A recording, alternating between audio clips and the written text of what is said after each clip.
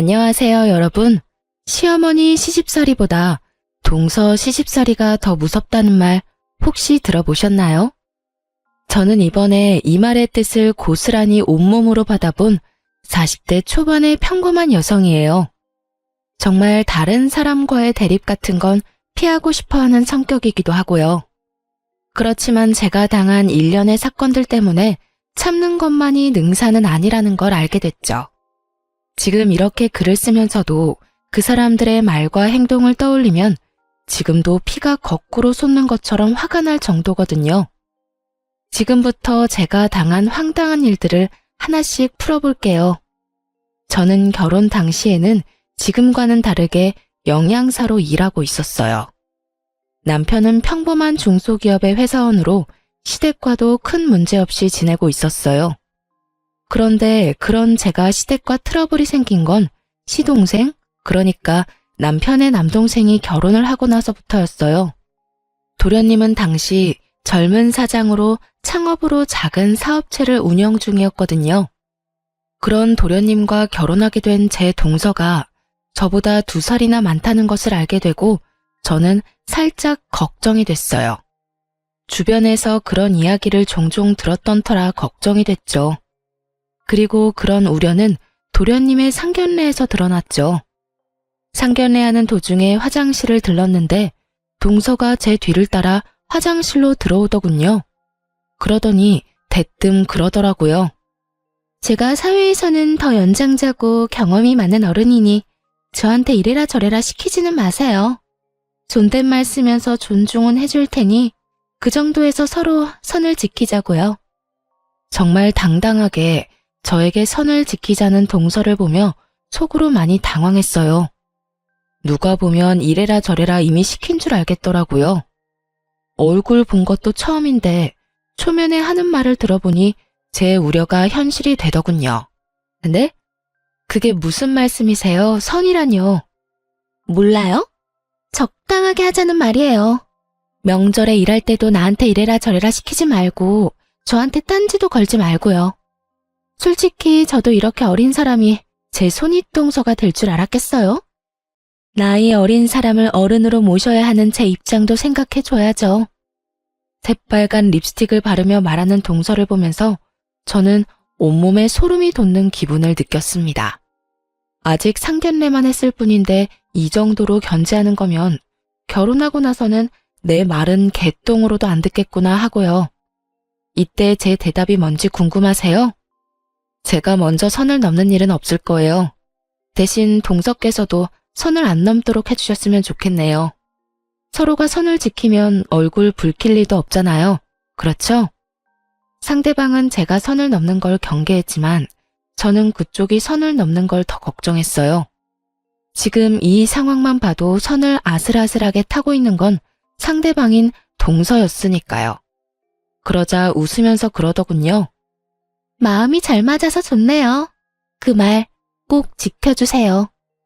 그렇게 말하고는 휙 돌아서 화장실을 나가버렸어요. 그 뒷모습을 보며 참 황당하고 골치가 아파왔습니다. 저 사람을 앞으로 내내 봐야 할 걸 생각하니 말이죠. 그렇게 도련님은 무사하게 결혼을 하게 됐어요. 그리고 그 뒤로 몇 번의 명절이 지나갔어요. 생각보다 서로 선을 잘 지키고 있어서인지 제가 아이를 낳을 때까지 저를 견제하는 일은 없었어요. 그런데 아주 사소한 것에서부터 일이 틀어지더군요. 그것은 우리 아들이 3살이 될 무렵에 설날에 일어났어요. 설이 되면 어른들에게 용돈을 드리잖아요. 저희는 양가에 각각 50만 원씩 드리기로 했어요. 그런데 동서에게서 연락이 왔더라고요. 설 준비에 대해 이것저것 이야기하다가 갑자기 동서가 묻더라고요. 형님, 이번 설에 용돈은 얼마 하시기로 했어요? 저희는 50만 원 드리려고 해요. 그 외에 과일이나 건강기능식품도 하나씩 사서 드리고요. 그래요? 그럼 저희도 50만 원 해야겠네요. 설날에 봐요. 그렇게 전화를 끊었어요. 그런데 설 연휴에 시댁에 갔는데 어처구니 없는 일이 벌어졌어요. 시모가 제게만 일을 계속 시키더라고요. 동서가 늦어서 없으면 또 모르겠는데 있는데도 시모와 수다나 떨면서 일은 저한테만 다 시키더군요. 아무리 제가 둥글게 살고 싶은 사람이라도 이렇게 대놓고 차별하면 기분이 안 나쁠 수가 없잖아요. 그래서 제가 동서에게 말했어요. 동서, 여기 와서 제사 음식 만드는 거 좀 도와줄래요? 어머님이랑 대화하면서 쉬는 게 좋은 건 알겠는데 혼자 하면 아무래도 저녁까지 준비를 다 못 끝낼 것 같거든요. 최대한 돌려 말했어요. 명절이고 어른들 있는 데서 큰 소리 나면 안 된다는 생각에 말이죠. 그런데 동서는 제 이야기를 듣고도 태연히 가만히 있더라고요. 대신 움직인 건 시모였어요. 아무리 아랫동서래도 너보다 나이도 많은 사람한테 이래라 저래라 하는 건 너무한 거 아니니? 시모의 말에 저는 할 말을 잃었어요. 여기서 왜 시모가 나서는지 이해가 안 됐거든요. 네? 당연히. 너 설마 네가 먼저 이 집안에 들어왔다고 새로 들어온 동서한테 텃세 부리는 거야? 우리 집에서는 그런 텃세 용납 못한다. 시어머니를 앞에 두고 당당하게 이래라 저래라 일을 시켜? 어머님, 그게 아니라 동서는 오늘 와서 아무것도 한 게 없잖아요. 제가 지금 일을 다 하고 있는데. 그래서 네가 일 많이 하고 있다고 화내는 거야? 웃기지도 않아. 너는 그게 문제야. 네 동서가 명절이라고 돈을 100만 원 줬다. 이렇게나 시댁을 위하는 동서를 부려먹으려고 하는 거야? 네가 생각해봐라. 돈을 많이 준 사람이 움직여야 되겠니? 돈을 적게 준 사람이 움직여야 되겠니? 결국은 돈 때문이었어요. 시모가 동서 대신 나서서 제게 타박을 준 이유요. 그런데 그것도 정말 열이 받는 이유가 저는 아직 용돈을 드리지도 않았거든요. 시모도 저희 부부가 명절 때마다 50만 원 준 걸 알고 있을 테고 이번에도 50만 원만 준비한 걸 알았던 거예요. 그 와중에 동서가 100만 원을 가져왔으니 눈이 혹했겠죠. 솔직히 동서가 100을 내든 200을 내든 상관없는 일이어야 하는데 그 돈 액수에 휘둘려서 사람을 평가하는 시모 때문에 제가 이런 일을 당한다는 게 정말 짜증났어요. 어머님, 설마 돈 때문에 동서를 감싸고 도시는 거예요? 그것도 중요하지 않니? 너도 머리라는 게 있으면 생각을 좀 해봐. 동서가 그만큼 돈을 많이 냈다는 걸 알면 시어머니 말에 토를 달 게 아니라 네가 더 열심히 일을 해야지. 돈만 많이 내면 일 안 해도 된다는 말이세요? 누가 그렇게 말했어? 내 말은 돈도 많이 냈고 나이도 많으니 네가 동서에게 뭐든 시킬 입장이 아니다 라는 말이지. 말이 되지 않는 말을 참 말처럼 포장해서 말하더군요. 열받았지만 꾹 참았어요. 왜 참았는지 아세요? 다음번 명절부터는 시댁에 오지 않을 작정이었거든요. 그렇게 마음을 먹어버렸어요. 남편이 뭐라 하던 내가 하고 싶은 대로 하겠다는 생각으로 꾹 참고 제사상과 밥상을 차렸어요. 여전히 동서는 아무것도 안 하고 시모와 둘이서 하하호호하며 즐거운 시간을 보내고 있더군요. 그렇게 저녁 시간에 밥을 먹는데 시모의 행동에 저는 또 열이 슬슬 올라오는 것을 느꼈어요. 밥을 먹는데 시모가 제 앞에는 나물 반찬만 놔두더니 동서와 도련님 앞에는 고기 반찬을 놔두더군요. 그러면서 하는 말이 더 웃겼어요. 둘째 며느리 고생했다. 네 덕분에 이리 풍족한 명절을 보내는구나. 많이 먹거라. 이게 다 네가 우리 집에 들어온 덕이야. 어머님, 무슨 그런 말씀을 하세요. 어머님이 계신 덕분에 잘 되는 거죠. 그러니 제가 드린 용돈으로 맛있는 것도 사드시고 좋은 곳에 놀러도 다니세요. 간드러지는 동서의 목소리에 행복해하는 시모를 보니 배알이 뒤틀리더군요. 음식 차별하는 게 제일 기분 더럽다더니 그 말이 딱 맞더라고요. 제가 좋아하는 음식을 못 먹게 해서가 아니라 제가 직접 만든 음식조차 못 먹게 하는 걸 보니 열받아 결국 확 질러버렸어요. 저는 동서 앞에 놓인 산적을 들어서 저와 남편 앞에 가져왔어요. 그러자 시모가 눈을 동그랗게 뜨고 저를 쳐다보며 말하더군요. 예, 그걸 왜 그쪽으로 가져가? 제가 만들었는데 맛도 못 보나요?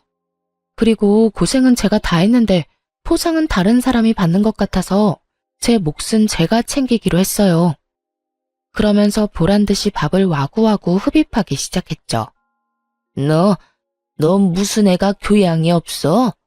이런 식으로 마구잡이로 가져가면 어떡하니? 네가 한 게 뭐가 있다고? 제가 한 게 뭐가 없는데요? 아니, 그럼 여기 와서 부엌에 발 한 번 안 디디고 열심히 이빨이나 까던 동서는 뭘 한 게 있어서 고기 반찬 넙죽넙죽 갖다 바쳐요? 야, 동서 없었으면 그 고기들이 여기 있었겠어? 네가 맛이라도 본 건 다 동서 탓이야. 알아들어? 그 고기도 요리해줄 사람 없으면 다 썩어 빠지는 거 모르세요?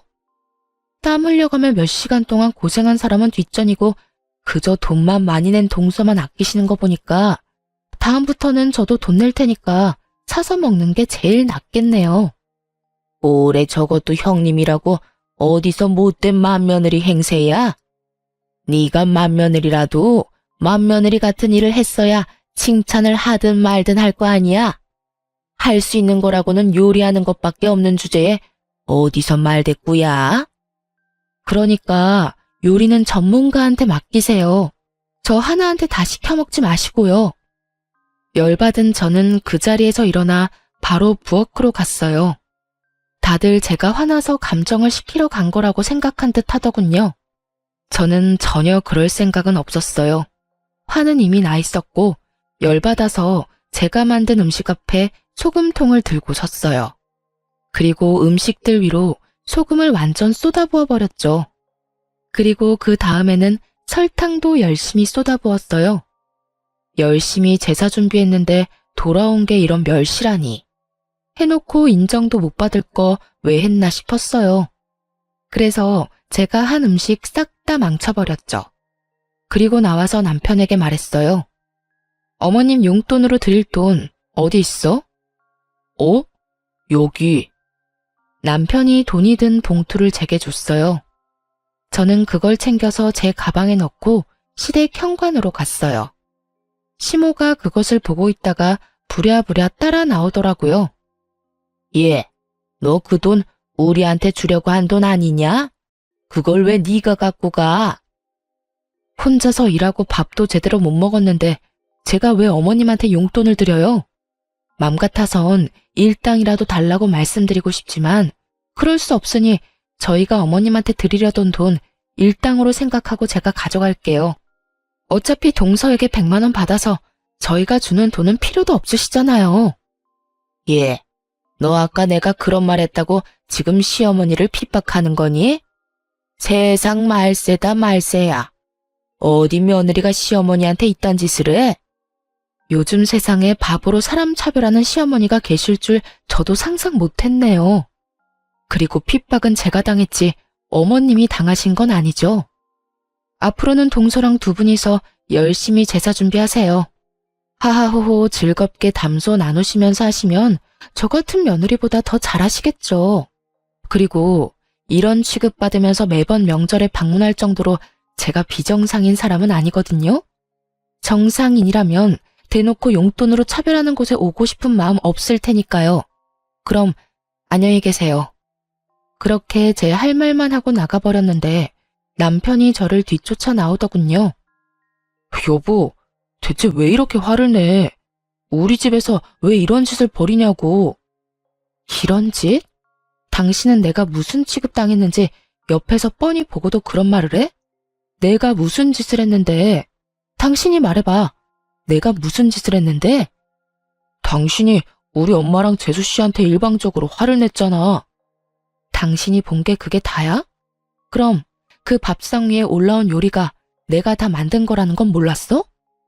알지, 알아. 그래도 좀만 참으면 되는 걸 왜 그렇게 화를 내는 건데? 손가락 하나 까딱하지 않고 쉬던 사람들이야. 나 혼자 제사 준비에 식사 준비 다 했다고.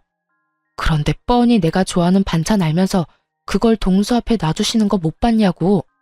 한 번은 참았어. 그런데 이건 너무 빈정상하잖아. 음식으로 어떻게 차별을 해? 이게 맞는 거야? 화를 안 낼 일이냐고. 그럼 당신이 돈을 좀 더 잘 벌지 그랬어. 뭐? 그걸 말이라고 해? 내 말이 틀려. 돈도 못 벌면 일이라도 해야지. 솔직히 동생네가 돈 더 많이 한 것도 사실이고, 그러면 당신이 좀 양보해줘야 하는 거 아니야? 우리는 돈 안 내? 그리고 집마다 다 사정이 다른데 어떻게 남들 하는 만큼 다 내고 살아? 그리고 돈을 더 벌라니 나 박봉이라고 지금 무시하는 거야? 무시하는 게 아니라 그게 사실이잖아. 당신이 돈만 좀 더 잘 벌었어 봐. 그러면 우리도 부모님 댁에서 이렇게까지 수모 당할 일도 없었겠지. 당신도 진짜 돈 때문에 내가 이런 취급당하는 게 당연하다고 생각하는 거야? 당신도 단단히 미쳤네. 됐어. 나 이제 시댁에 안 와. 당신이나 오던가 마음대로 해. 남편의 말에 배신감을 크게 느꼈어요. 저라고 하고 싶은 말이 없었겠어요? 도련님네 사업하며 동서는 일도 안 하며 편하게 도련님 돈 쓰면서 생색은 다 내고 다녔거든요. 남편에게 너는 왜 그만큼 못 버냐고 말하고 싶었지만 남편 생각해서 참았던 거예요. 솔직히 이날 제가 느낀 감정은 이 집에 내 편은 아무도 없구나였어요. 결국 남편과도 싸운 저는 바로 친정으로 향했어요. 그런데 그날 저녁에 동서가 전화를 했더군요. 형님, 도대체 음식에 무슨 짓을 한 거야? 도저히 사람 먹을 수가 없잖아. 먹지 말라고 그렇게 해놓은 건데 잘 됐네요. 앞으로는 음식 드시고 싶으시면 직접 요리해서 드세요. 저한테 전화 와서 뭐라 하지 마시고요. 결국 그렇게 전화를 끊고 그 뒤로 진짜 명절에 가지 않았어요. 남편이 저를 박봉의 쓸모없는 여자로 생각한다는 걸 알았을 때 이혼을 고려했지만 그때는 이미 뱃속에 둘째가 들어있더군요. 그래서 그때 한 가지 결심했죠. 딱 한 번만 더 저를 폭발하게 만들면 뒤도 안 돌아보고 이혼해 버릴 거라고요.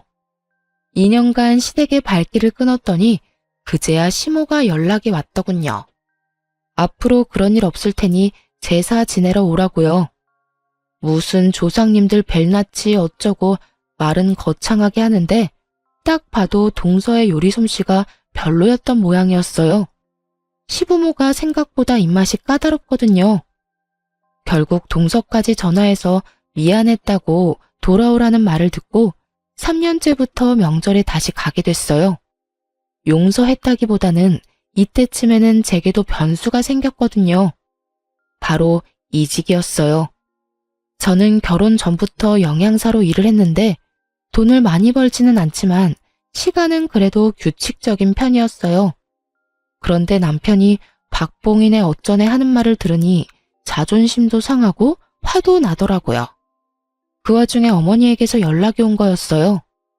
친정부모님은 두 분이서 음식점을 운영하고 계셨거든요.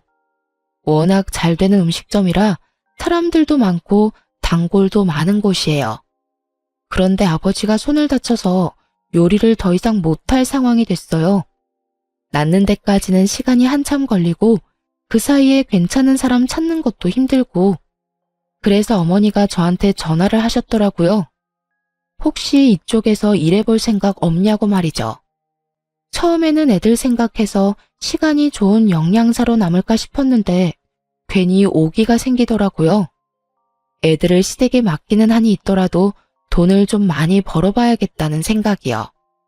어머니가 수익은 벌어들인 수입에 따라 나눈다고 하셨던 게 사실 가장 큰 이직 이유였어요. 워낙 잘 되던 가게인데다가 가족 병영으로 소규모로 하다 보니 인당 돌아오는 수익이 꽤 높았거든요. 그래서 결국은 영양사를 그만두고 본격적으로 부모님 가게 일을 같이 하기로 했어요. 그렇게 이직을 하고 2달 정도 일하는데 확실히 예전보다 훨씬 더 잘 벌게 됐어요. 힘은 예전보다 더 들었지만 쌓이는 통장 잔고를 보니 기분이 좋았거든요. 그리고 돈을 점점 더 많이 벌면 벌수록 남편도 더 좋아했어요. 그렇게 일한 지 3년쯤 지났을 때였어요. 시부모에게 연락이 왔어요.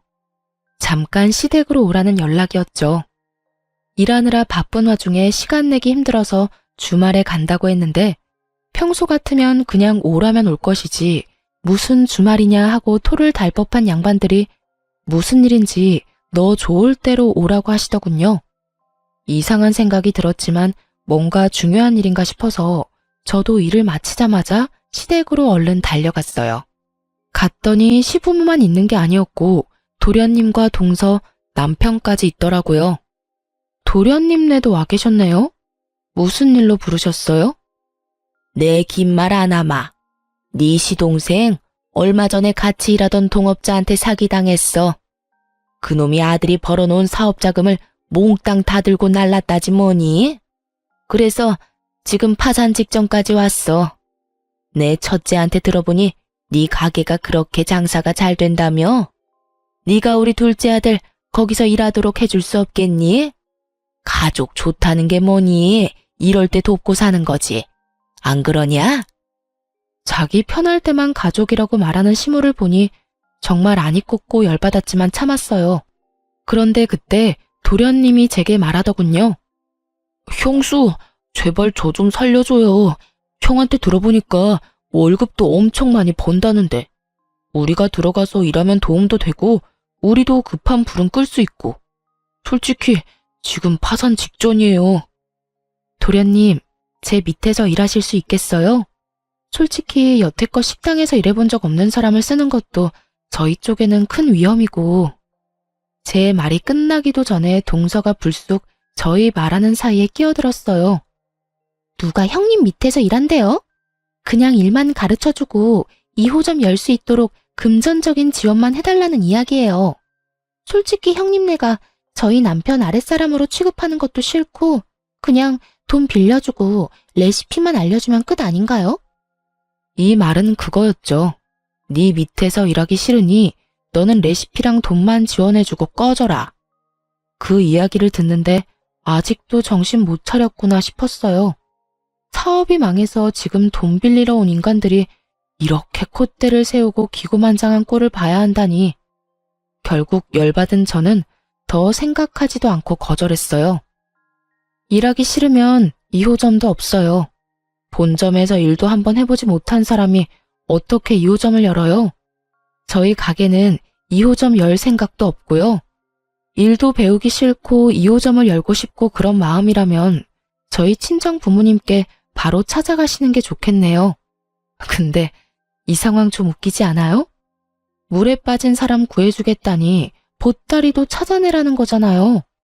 물속에서 건져만 주면 됐지 뭐가 그렇게 원하는 게 많은지. 아직 덜 급한 것 같으니 저는 이만 가볼게요. 제가 자리에서 일어나는 신용을 하자 시모가 저를 붙잡았어요. 넌 애가 왜 이렇게 인정이 없어? 얘네 불쌍한 거 안 보이니?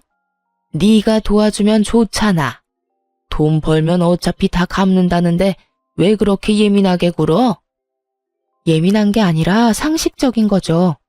일 안 배우면 2호점도 없어요. 그렇게 알고 계세요. 결국 그 뒤에 도련님이 찾아와 저희 가게에서 일을 한 달간 배웠어요. 그리고 무슨 돈이 있었던 건지 2호점을 만들었더라고요. 그렇게 번갯불에 콩 볶아 먹듯 일을 배워서 바로 2호점을 차려 나갔어요. 제 눈앞에서 사고만 치던 시동생이 나가서 저도 속은 편했는데 2호점에서 내내 사고만 치더군요. 사업을 했다고 해서 장사에는 소질이 있겠거니 했는데 아무래도 음식점이다 보니 위생 관련해서 문제가 계속 터졌어요. 그래서 그거 수습하려고 매번 제가 시동생 가게에 들렀어야 했고요. 그런데 더 웃긴 건 이 와중에도 시부모의 둘째 아들에 대한 사랑은 아주 지고지순하더군요. 도련님네가 새로 가게를 오픈해서 나가고 얼마 안 지나서 시댁 친척 중에 칠순잔치가 있어서 참석하게 됐어요. 제가 화장실에 갔다가 사람이 너무 많아서 그냥 돌아오는데 친척들 이야기하는 게 들리더라고요. 아유, 그 집은 좋겠어요. 그런 복덩어리 같은 며느리가 들어와서. 돈도 많이 벌고 얼마 전에 사기당한 둘째도 걷어줬다면서? 며느리 참 잘 들였다니까. 고모님이 제 칭찬을 하고 계셨어요. 감사한 마음에 웃음을 띠며 시모 뒤로 가 얼른 고맙다고 말하려는데 시모가 제가 있는지도 모르고 이야기하더군요. 걔가 복덩이요? 당치도 않아요. 복덩이는 여기 우리 둘째 며느리지. 자기 남편 사기당해도 얼마나 내조를 열심히 하는지. 게다가 첫째 며느리하고는 달라서 그 힘든 와중에도 열심히 시댁에 용돈도 붙여주는 참 착한 며느리예요. 그 이야기에 진짜 어이가 없었어요. 남편이 그렇게 일하느라 바쁜데도 동서는 일도 돕지도 않고 도련님 사업할 때처럼 집에서 쉬고 있었거든요. 가끔씩 도련님이 바쁜 일정이 있거나 약속이 있을 때만 잠시 나와서 가게를 봐줄 뿐이었고요. 그런 둘째 며느리가 제 자식 돈으로 효도 생색내고 있다는 걸 아는지 모르는지 입에 침이 마르도록 열심히 칭찬 중이었어요. 그걸 보니 정말 정이 뚝 떨어지더군요. 그런데 제가 이 집안에서 정말 떨어져 나올 일은 그 다음에 발생했어요. 제가 영양사에서 자영업자로 직업을 전환하면서 아이들을 볼 수 있는 시간이 많이 줄었거든요. 그래서 어쩔 수 없이 5살, 8살 애들을 시댁에 맡길 수밖에 없었어요. 그렇게 몇 달쯤 맡겼는데 애들이 점점 시댁에 가길 싫어하더라고요. 엄마, 우리 할머니 집에 안 가면 안 돼. 나 할머니 집에 가기 싫어. 을에 있는 투정이라고 생각했어요. 엄마랑 붙어있고 싶은 마음에 저러는구나 하고 눈물이 핑 돌 것 같았단 말이죠. 그런데 이 상황에서 뜬금없는 말을 첫째가 하더군요. 할머니랑 숙모는 지원이만 예뻐하고 우리는 매번 혼낸단 말이야. 그게 무슨 소리야? 너희를 왜 혼내신단 말이니? 지원이는 동선의 아들이었어요. 이때는 동서가 자기 아들도 시댁에 맡겨놨나 보다 하는 생각만 들었어요. 그런데 그 다음 아들의 말에 혈압이 확 오르더군요. 할머니가 지원이한테만 맛있는 거 주고 우리는 맛있는 거 먹지도 말래. 그리고 지원이가 우리가 가져간 장난감 뺏어갔는데 숙모가 우리한테 소리 지르고 못됐다고 막 뭐라고 했단 말이야. 우리 할머니 댁에 안 가면 안 돼? 나는 진짜로 가기 싫단 말이야. 그 이야기를 듣는데 인내심이 뚝 끊어지더군요. 먹는 걸로 장난치던 그 버릇이 이번에는 우리 애들에게 나왔나 보더라고요. 저는 흥분한 채로 아이들에게 이것저것 물었어요. 그러니 끝도 없이 시모와 동서가 한 짓이 아이의 입을 통해 흘러나오더군요. 동서의 아이를 오냐오냐 키우면서 우리 애들은 무슨 일이 있든 혼을 냈다고 했어요. 과자를 사와도 우리 애들한테는 한 번도 준 적이 없대요. 밥 먹을 때도 맛있는 반찬은 모두 지원이 거라고 하는 말에 진짜 눈을 질끈 감았네요. 손주들이라면 본인 핏줄이니까 잘해줄 거라고 생각했어요. 그런데 고작 몇 달 만에 그것도 학원 하원하고 그 짧은 2~3시간 동안 애들을 이런 식으로 차별했다는 걸 제 귀로 직접 들으니 분노가 멈추지 않았어요.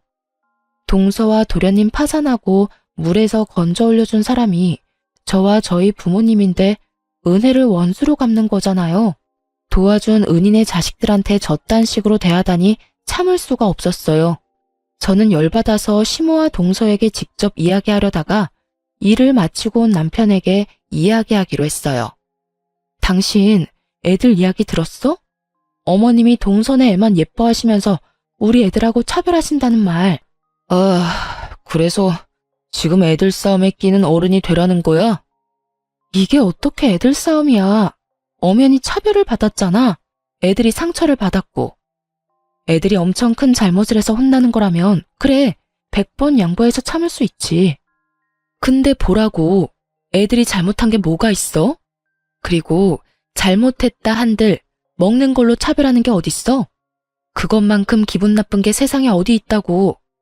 나한테도 그러시더니 이번에는 애들한테까지 이러시네. 당신이 어머님한테 뭐라고 말씀 좀 드려. 애 맡겨놓고 그런 것까지 요구하라고? 당신이 바빠서 애 맡긴 거잖아. 그러면 신경을 꺼. 그리고 솔직히 네가 우리 집에 못하니까 애들이 적골 당하는 거지.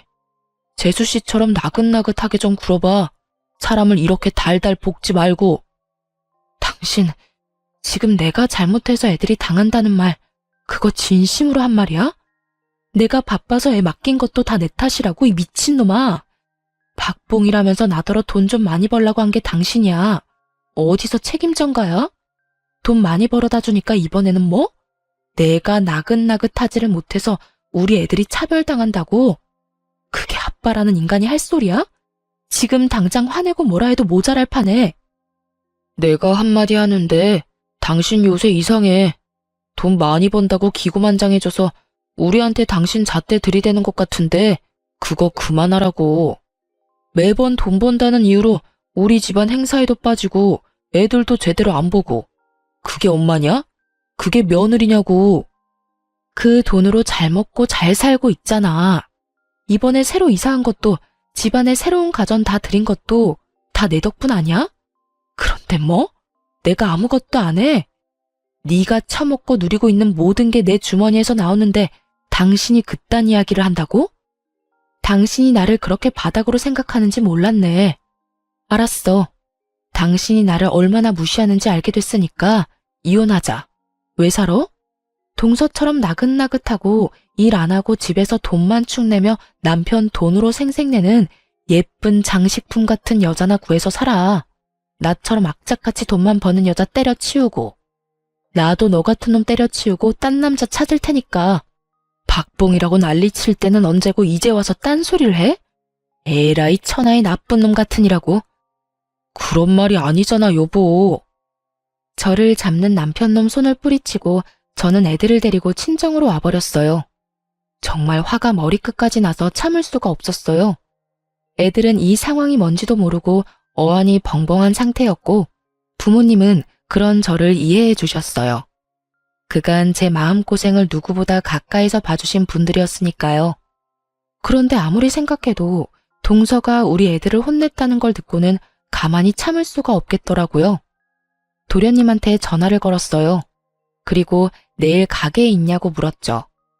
가게에 필요한 물건을 2주에 한 번씩 보내주는데 가져가야 한다고 말이죠. 그랬더니 내일은 자기가 약속이 있어서 와이프한테 가게를 맡겨놓을 거라고 모레 직접 본점으로 찾아오겠다고 하더라고요. 저는 내일이 기회라는 생각이 들었어요. 그래도 도련님 없을 때 이야기하면 둘 다 아이 키우는 엄마 입장에서 대화가 잘 통할 수도 있잖아요. 다음날 점심에 동서가 일하고 있다던 도련님네 가게로 향했어요. 그리고 충격적인 장면을 목격하고야 말았어요. 동서가 시동생이 아닌 다른 남성과 가게 안에서 만나고 있더군요. 보통 사이가 아닌 게 확실했던 게 팔짱도 끼고 서로 허리에 손도 두르고 여하간 분위기가 보통이 아니었거든요. 저는 동서와 이야기하겠다는 애초의 목적도 있고 그 상황을 핸드폰으로 녹화하고 있었어요.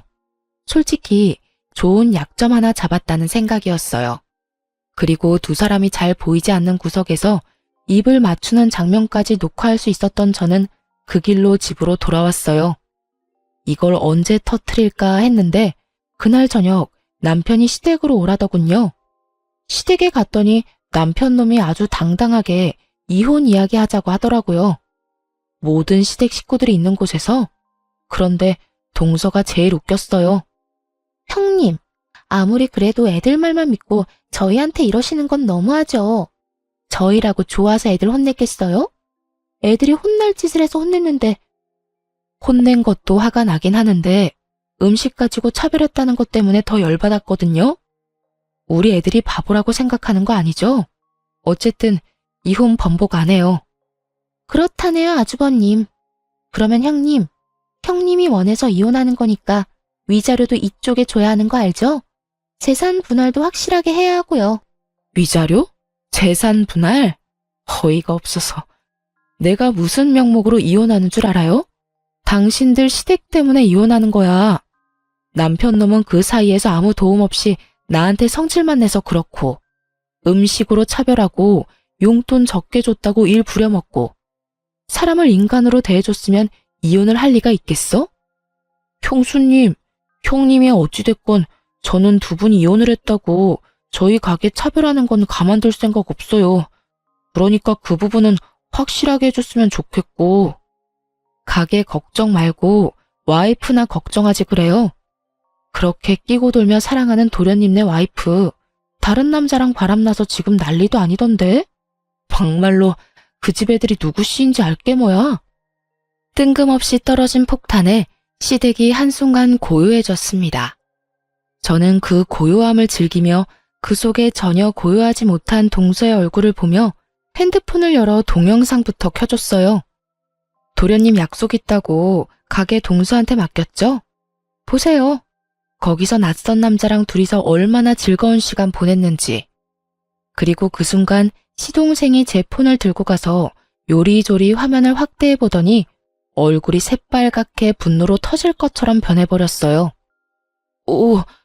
어떻게 당신이 이 사기꾼하고 같이 있어? 사기꾼? 갑자기 등장한 단어에 저도 당황한 찰나 동서가 그 자리에서 시동생에게 무릎을 꿇고 빌더라고요. 여보, 잠깐 내가 정신이 나갔나 봐. 그러려고 그런 건 아닌데. 너 미쳤어? 어떻게 우리 회사 망하게 한 사기꾼 놈이랑 붙어먹어? 알고 보니 동서의 상간남이 시동생 회사를 말아먹은 시동생의 친구이자 동업자였던 사람이었더군요. 동서도 참 지고지순하더군요. 남편 회사 망하게 만들어서 자기도 힘든 상황에 사업 망하게 한 남자와 계속 만나고 있었다니. 아마 그 남자 쪽에서 뭔가 금전적인 지원을 해줬을 거예요. 아니면 두 사람이 여전히 만나는 게 이해가 안 가니까요. 그런데 그 상황에 더 배신감을 느낀 사람은 시모였더라고요. 야, 너 어떻게 이럴 수가 있어? 네가 우리 아들 사업 망하게 한 놈이랑 붙어먹었어? 너도 저 사기꾼이 아들 사업 망하게 하도록 도와줬지? 내가 아들 사업에 투자한 돈만 해도 얼만데 그 돈이 지금 이 집 담보로 여전히 대출로 잡혀있는데 어떻게 내 돈을 다 날려먹게 만들 수가 있어? 자그마치 1억이다 1억. 그 돈을 날려먹은 게 다 니년 탓이라고? 내 돈 내놔. 당장 내 돈 내놔. 그렇게 동서를 애지중지하던 시모가 동서에게 년이라는 말까지 해가며 옷을 붙들고 난리를 쳤어요.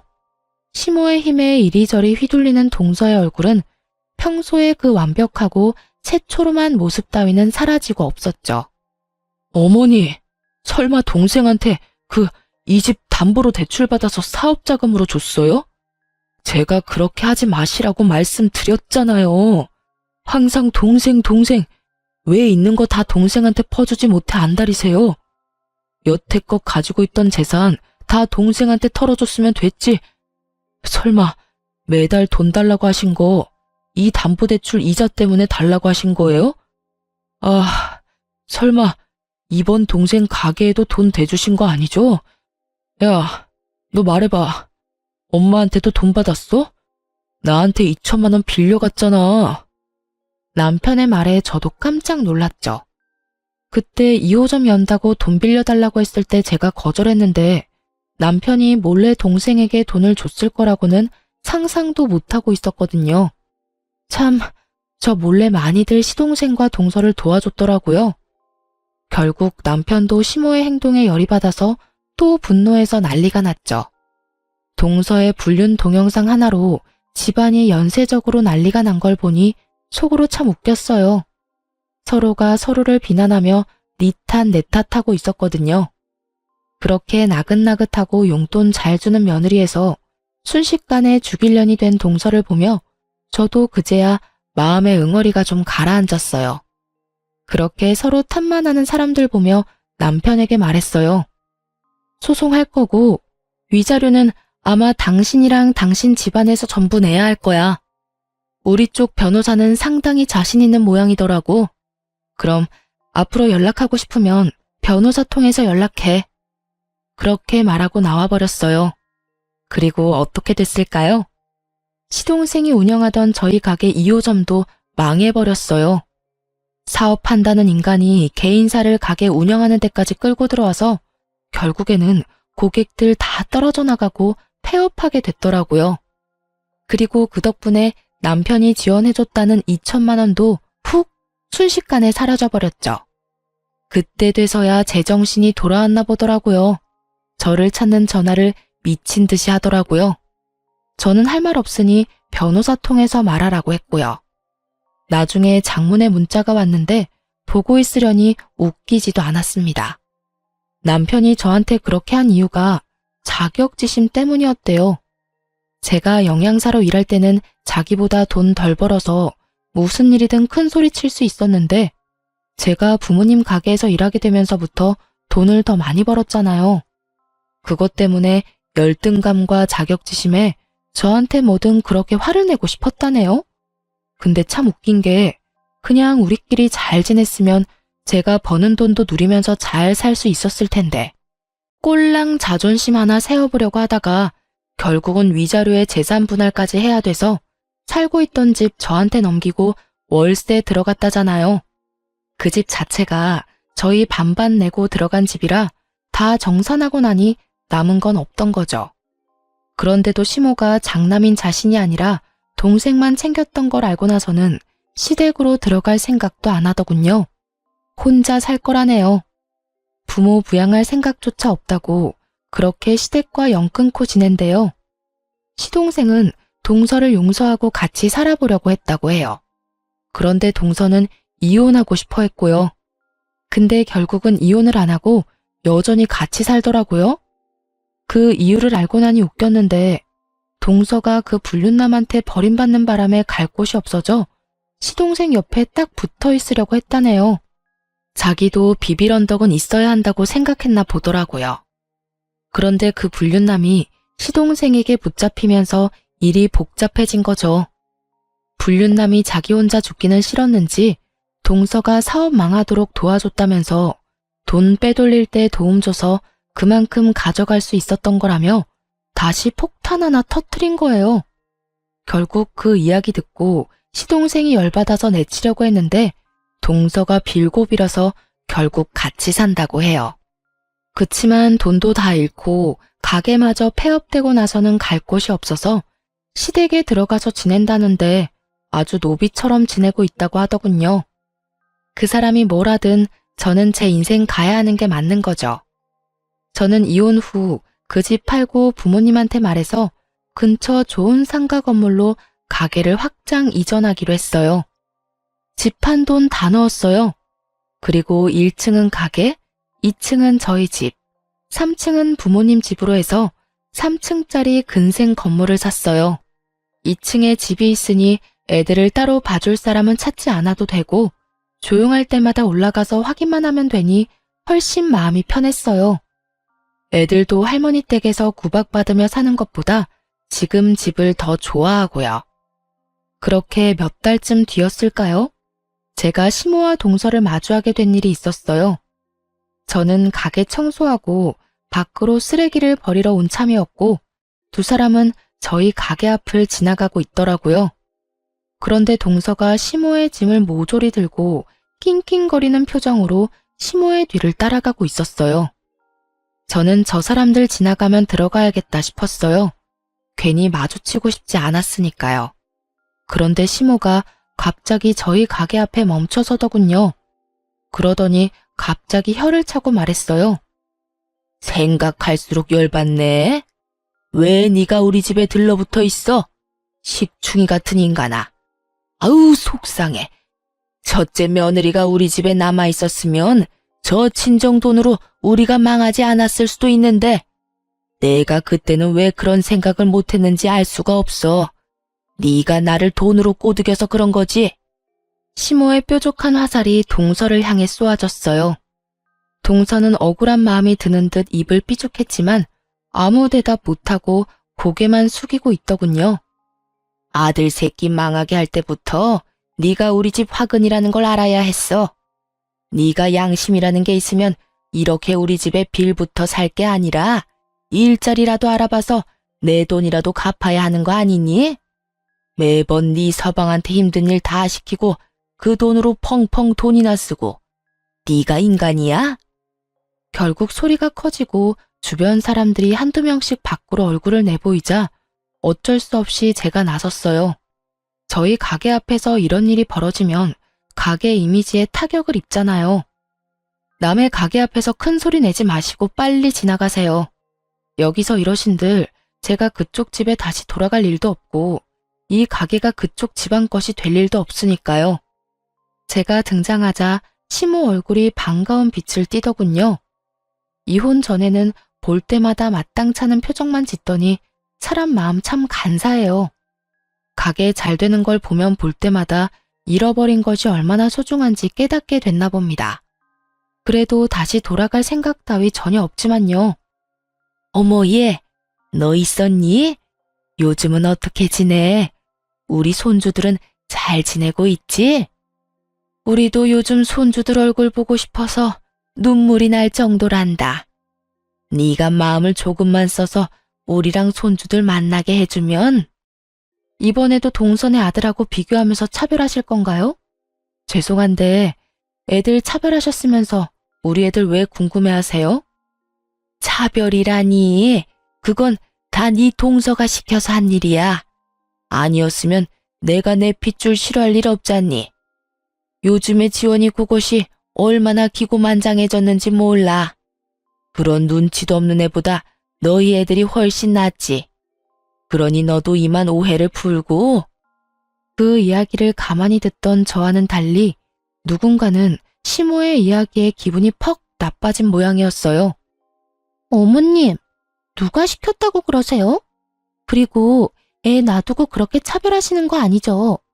제가 여태껏 어머님한테 어떻게 했는데 이혼해서 이제 가족도 아닌 사람 앞에서 저를 이렇게 구박하실 수가 있는 거예요. 이거 봐. 감히 눈 동그랗게 뜨고 시어머니를 노려봐? 네가 지금 나한테 눈 크게 뜨고 대들 수 있다고 생각하니? 어이가 없어서 지금 내 꼴을 좀 봐라. 네가 우리 아들 두고 그런 미친 짓을 저질러서 내가 지금 이 모양 이 꼴 아니냐? 그게 왜 제 탓인데요? 어머님이 뿌린 대로 거둔 거지. 저도 이런 짓 못 해먹겠어요. 아무리 잘못했었어도 그렇지. 용서해줬으면 이렇게 부려먹지는 말아야죠. 동서는 그 상태 그대로 짐을 다 팽개치고는 씩씩거리며 가버리더군요. 제가 아휴, 봐라. 지금 집안이 이 모양이야. 역시 맏며느리가 없으니 기강이 안 사네. 어쨌든 나중에 애들 데리고 한번 오거라. 응? 무슨 착각하시는 건지 모르겠지만 저희 애들은 그쪽 집에 안 가요. 애들이 뭐라고 하는 줄 아세요? 할머니 댁 안 가서 너무 좋대요. 할머니한테 차별받아서 정말 기분 나빴는데 여기서는 그런 차별 안 받아도 된다고요. 그러니까 기대하지도 마세요. 애들 차별할 때는 언제고 이제 와서. 제 말에 시모가 얼굴이 올그락 푸르락 하더니 결국 아무 말 못하고 땅에 떨어진 짐을 주워서 어그적 집으로 걸어가더군요. 결국 돈으로 저울질하다가 두 며느리에게 버림받고 둘째 아들이 돈 잘 버는 것 같아서 거기 돈 쏟아부었다가 그 사실을 알게 된 장남에게 버림까지 받았네요. 덕분에 사람을 마음으로 대하지 않으면 저렇게 순식간에 망할 수도 있다는 걸 알게 됐네요. 어찌됐든 시댁 사람들은 모두 저에게는 최악의 사람들이었어요.